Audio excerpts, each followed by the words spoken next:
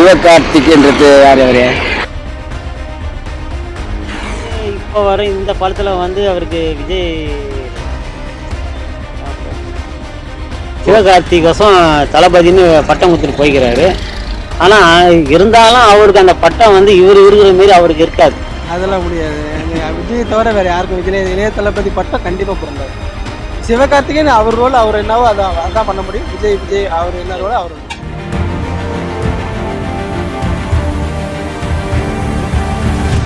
Brother, நம்ம தளபதி Vijay sir பத்தி தான் நம்ம பேச போறோம். அவர் ஒரு சிறந்த நடிகர், ஒரு தளபதின்றது நம்ம திரையுலகத்துல எல்லாருக்குமே நம்மளுக்கு தெரியும்.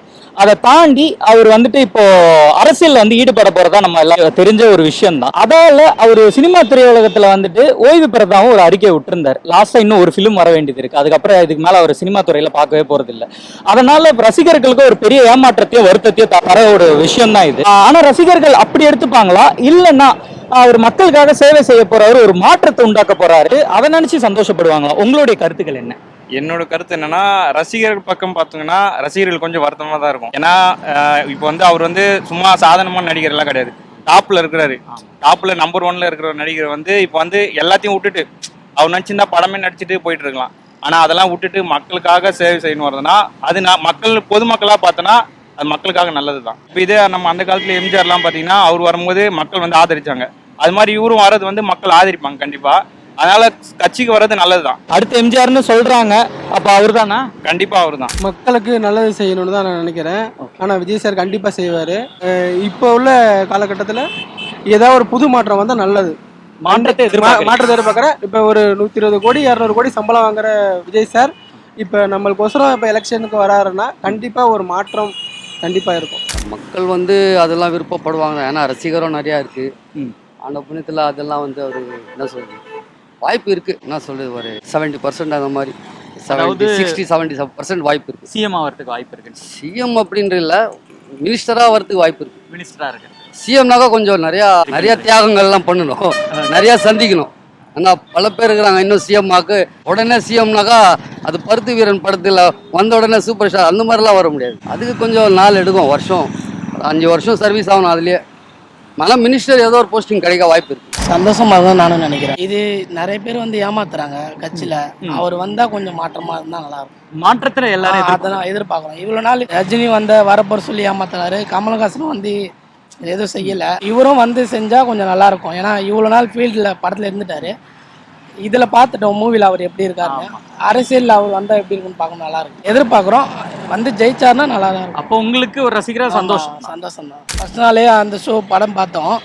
அப்போ தோணும் போது என்ன ஆச்சுன்னா, அவர் இப்படியே நடித்தா அவர் ஆக்டிங்ல நல்லா தான் இருக்கு. ஆனால் எனக்கு தெரிஞ்சு இந்த இளைஞர்கள் ஓட்டு வந்து அதிகமாக வரும்னு நினைக்கிறேன். சந்தோஷப்படுவாங்க ரசிகர், எல்லாமே சந்தோஷம் தான் படுவாங்க. வேற ஒன்றும் கிடையாது. படத்துல வந்து நடிக்கும் போது தான் படம். அதுக்கப்புறம் அரசியல் வந்துட்டாருனாக்கா அது எந்த மாற்றம் கிடையாது. உங்களுடைய கருத்து என்னன்னா, அவர் வந்துட்டு சினிமா துறையில இருந்து இப்போ இதுல வராரு, இதுல அவரால் ஸ்டாண்ட் பண்ண முடியும் நீங்க நினைக்கிறீங்களா?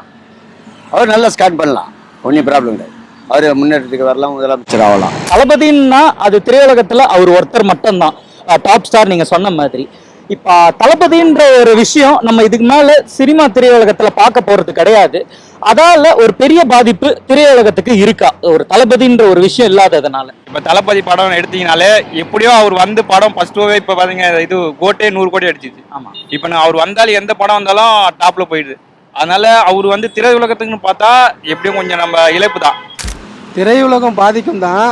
இருந்தாலும் இப்போ அவங்கவுங்க அந்த பதவி அவங்கவுங்களுக்கு தான். மற்ற யாருக்கு அட்டாச் பண்ணாலும் அது சூப்பர் ஸ்டார்னா சூப்பர் ஸ்டார், தலைனா தலை, விஜய்னா விஜய், தளபதி விஜய்னா விஜய் மட்டும்தான். வேற யாருக்குமே அது பொருள் பாதிப்பெல்லாம் அவ்வளோ வராது.